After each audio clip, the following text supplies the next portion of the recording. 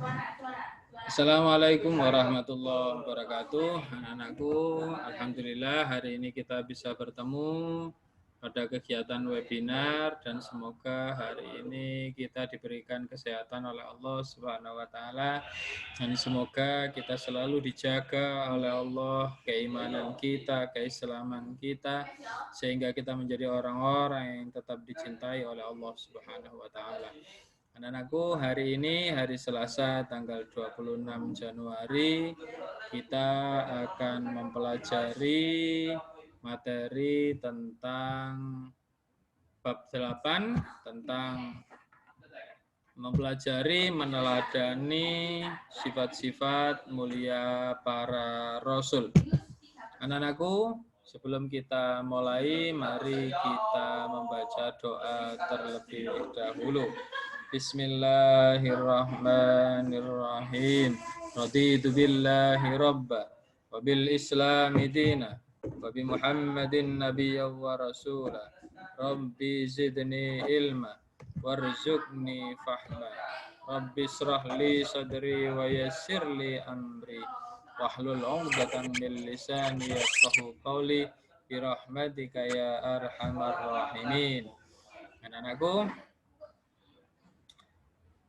materi kita hari ini adalah tentang meneladani sifat-sifat mulia para rasul. Dibuka bukunya dan silahkan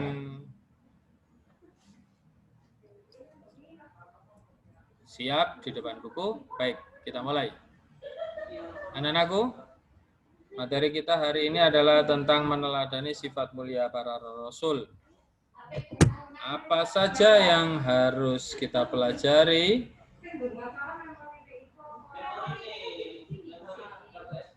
Oke. Peta konsep yang harus kita pelajari adalah yang pertama, iman kepada rasul. Yang dibahas adalah pengertian. Pengertian iman kepada Rasul, lalu tugas para Rasul, lalu sifat-sifat para Rasul, lalu kemuliaan 5 Rasul ulul azmi, yang kelima kisah perjuangan para Rasul, lalu kisah umat terdahulu yang dusta dan durhaka kepada para Rasul. Tujuan dari peta konsep ini adalah mendapatkan sifat mulia. Di antaranya adalah menjunjung tinggi kejujuran dan amanah, menjauhi sifat-sifat durhaka dan ingkar, memiliki sifat tidak mudah menyerah, sabar dan tabah, dan memiliki jiwa pemimpin. Selanjutnya, apa sih pengertian iman kepada Rasul itu? Iman kepada Rasul adalah meyakini dengan sepenuh hati bahwa Allah mengutus para Rasul-Nya untuk menyampaikan wahyu kepada umatnya.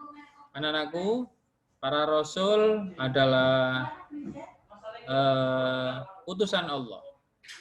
Setiap yang diperintahkan oleh para Rasul itu adalah perintah Allah. Sehingga ketika kita mengikuti ajaran Rasulullah, sama dengan kita mengikuti ajaran Allah. Anak-anakku, landasan kita beriman kepada para Rasul adalah firman Allah surat Ali Imran ayat 164. Mari kita bersama-sama membaca. A'udzu billahi minasyaitonir rajim. Bismillahirrahmanirrahim. Laqad mannallahu 'alal mu'minina idz ba'atsa fihim rasulan min anfusihim yatlu 'alaihim ayatihi wa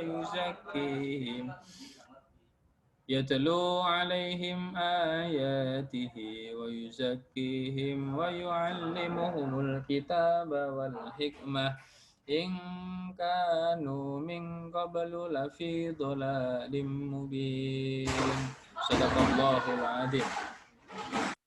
Anak-anakku, Artinya adalah sesungguhnya Allah telah memberi karunia kepada orang-orang beriman. Ketika Allah mengutus seorang Rasul di tengah-tengah mereka dari kalangan mereka sendiri yang membacakan kepada mereka ayat-ayatnya, menyucikan jiwa mereka dan mengajarkan kepada mereka kitab Al-Quran dan hikmah atau sunnah. Meskipun sebelumnya mereka benar-benar dalam kesesatan yang nyata. Selanjutnya, tugas para rasul adalah sebagai pembawa ajaran tauhid yang benar, yakni mengesahkan Allah dan meluruskan kembali ajaran tauhid yang sesat di kalangan kaumnya. Anak-anakku, coba kalian cari buku-buku yang menceritakan kisah-kisah para rasul. Bisa buku dari perpustakaan, bisa membeli di toko buku seperti Gramedia dan sebagainya, atau di sosial media. Tolong kalian cari kisah-kisah para rasul. Dan tugas kalian, tolong kalian cari perilaku umat Nabi Musa, Nabi Isa, Nabi Nuh, Nabi Ibrahim, dan Nabi Muhammad. 5 nabi ini. Coba cari, terus kalian catat kenapa umat-umat itu disebut umat yang sesat. Yo, nanti kita buatkan link di 365, kalian kirim ke sana ya.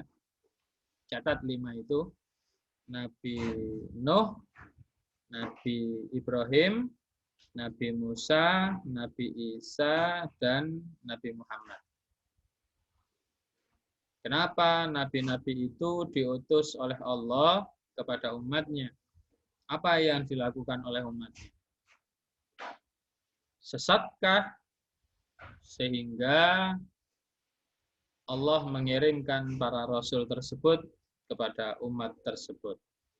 Yang kedua adalah sebagai pemberi kabar gembira bahwa hamba-hamba Allah yang telah mendapatkan, yang taat kepada Allah mendapatkan balasan surga. Begitu juga dengan yang ingkar. Kalau ingkar kepada Allah, maka mendapatkan balasan di neraka. Besok ketika manusia meninggal dunia, mereka akan digiring oleh Allah melalui padang mahsyar, lalu amalnya ditimbang melalui yaumul mizan, lalu mereka diperjalankan menuju Shiratal Mustaqim, maka mereka akan menuju 2 tempat. 2 tempat inilah yang akan jadi tempat abadi mereka. Apakah harus di surga ataukah di neraka? Atau sebenarnya mereka di surga tapi mampir dulu ke neraka. Hati-hatilah, hati-hatilah. Yang keempat adalah untuk membina kehidupan manusia agar menerapkan akhlak yang mulia. Anak-anakku, akhlak mulia di sini yang dimaksud adalah ud'u ila sabili rabbika bil hikmati wal mau'izatil hasanah.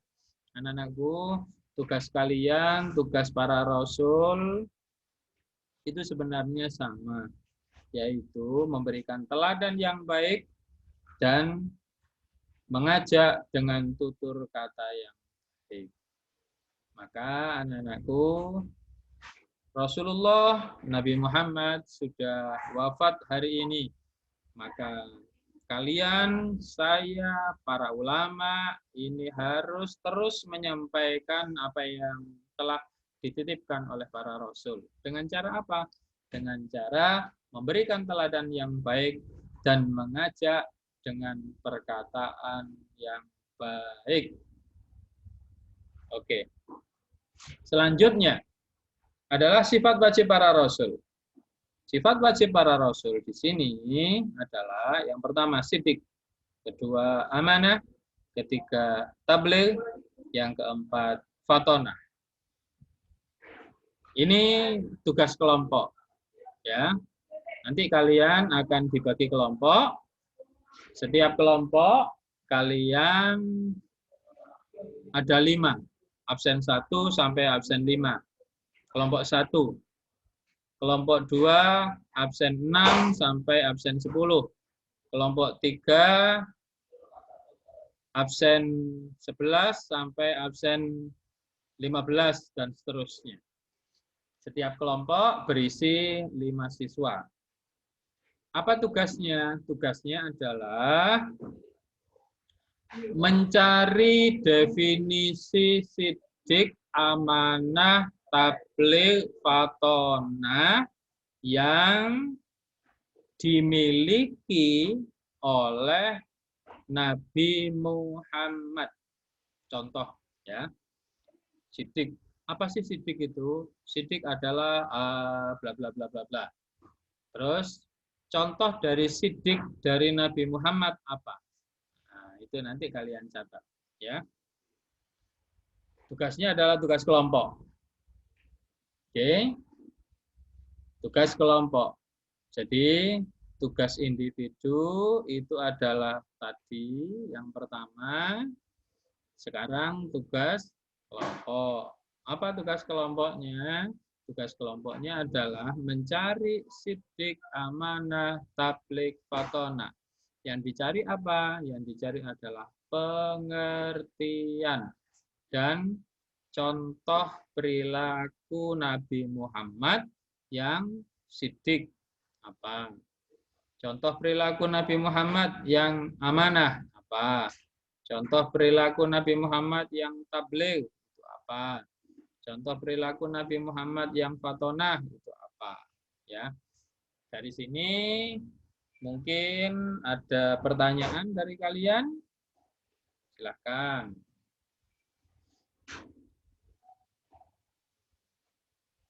Oke, silakan. Kalau tidak, maka kita coba tanya jawab. Adakah yang tahu tanggal berapa Nabi Muhammad dilahirkan? Oke, ayo, ada yang tahu? Oke, betul. Itu ada yang sudah jawab. Tanggal 12 Rabiul Awal tahun Gajah. Ada yang tahu harinya? Oh, hari Senin, betul. Luar biasa. Maka kita disunahkan untuk berpuasa pada hari Senin.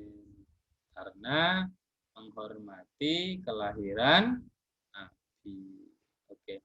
Pada tanggal 12 Rabiul Awal itu biasanya kita melaksanakan perayaan Maulid Nabi. Karena kita gembira, bersyukur atas kelahiran Nabi Muhammad. Kalau enggak bersyukur, maka sebenarnya kita kurang bisa meneladani sifat Rasulullah.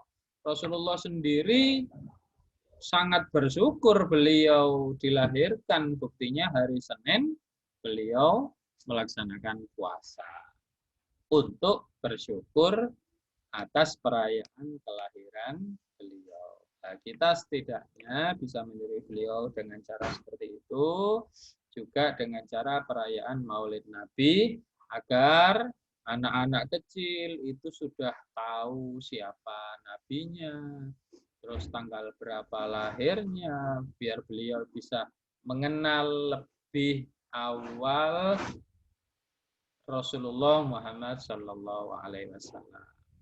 Baik, anak-anakku, jangan lupa tugas-tugasnya segera dikerjakan. Ada tugas mandiri dan ada tugas kelompok. Saya berikan waktu sampai hari Sabtu.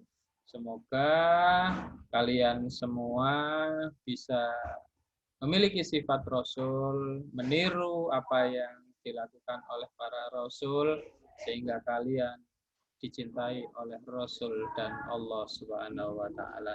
Amin ya rabbal alamin. Baik anak-anakku, mari kita tutup kegiatan hari ini dengan membaca doa. Bismillahirrahmanirrahim. Subhanakallahumma wa bihamdika asyhadu an la ilaha illa anta astaghfiruka wa atubu ilaik. Assalamualaikum warahmatullahi wabarakatuh.